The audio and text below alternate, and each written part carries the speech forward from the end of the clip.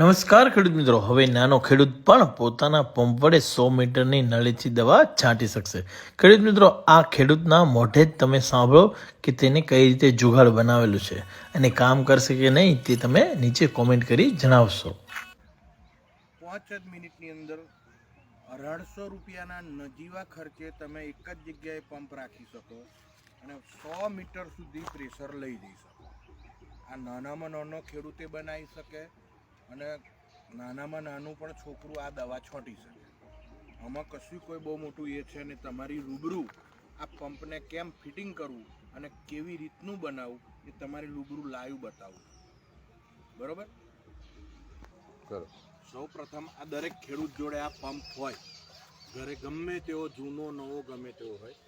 આ પાઇપ છે, આ પાઇપ આ રીતનો પાઇપ આવે, આને આ રીતનું ચપ્પાથી કટિંગ કરી દેવાનું. જોઈ લો, તમને ફાવે એ જગ્યાએથી કાપવાનું, એવું નહીં કે આટલા ઇંચ આટલા. એટલે જો આ રીતનું પાઇપને કટિંગ કરી દેવાનું.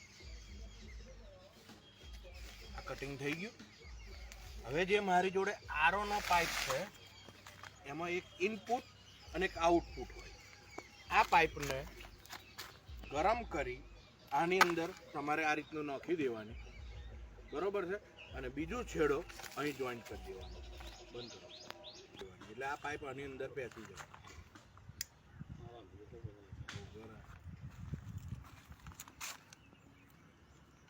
આ રીતની પાઇપને ગરમ કરો એટલે થઈ ગઈ ગરમ પાઇપ. જો હજુ નહીં થઈ. આ છેડો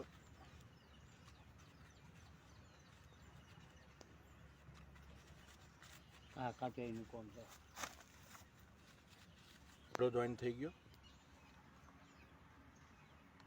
જોઈ લો, બતાવજો. આ કાળી પાઇપને સેજ ગરમ કરવાની એટલે આ છેડો ઉપર ચડી ગયો. બરોબર છે? હવે બીજો છેડો જે આઉટપુટનો છે અને ગરમ કરો. નજીક રાખજો.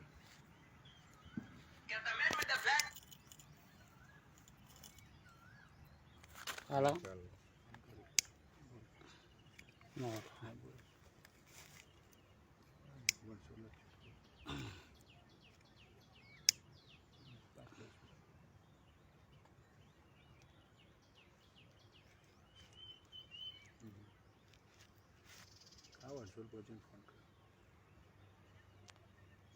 આ રીતનું ગાળી દેવાનું.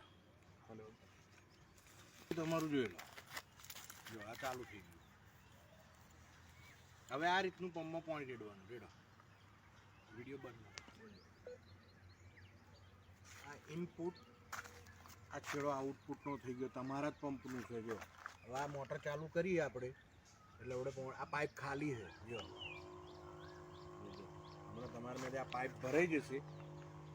બાકી રાઉન્ડમાં વાર લાગે, પ્રેશર ના થાય. તો જો આ પંપ ચાર્જ થયેલો નથી, નવો જ પંપ છે. જો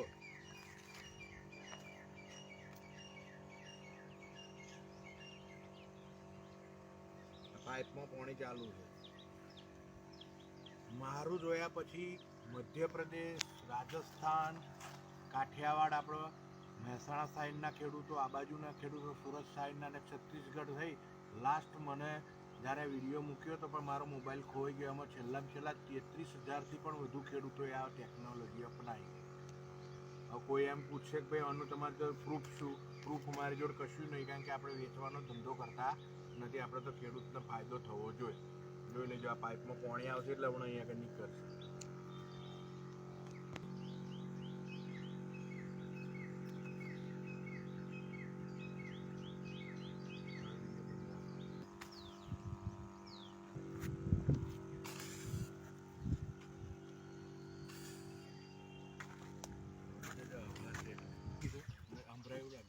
આ પાણી આવી ગયું. અહીં છોડ દો એટલે પંપ બંધ થઈ જશે. જોઈ લો, આ પાણી આવી ગયું. આ બંધ. હવે જો આની વાંકે નોઝલ ચલાવી દેવાની. આ પંપ ચાર્જિંગ નહીં. હો, પંપ ઓછો ચાર્જ છે, સીધો નવો જ છે. હવે જોઈ લેજો.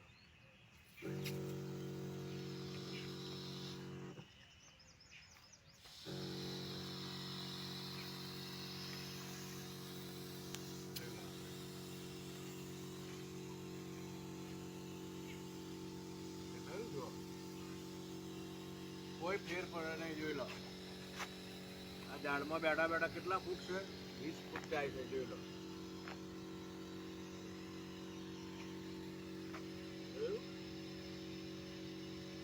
દેખાય છે? જો આ જોઈ લેજો. અહીંયા આ પ્રેશર 100 મીટરની પાઇપ લગાવ્યા પછીનું છે, 100 મીટરની પાઇપ છે, જો. છતાં પણ કંઈ ફેર નથી પડતો પ્રેશરમાં, એમ જોઈ શકો છો તમે. ફુવારો લેજો હો.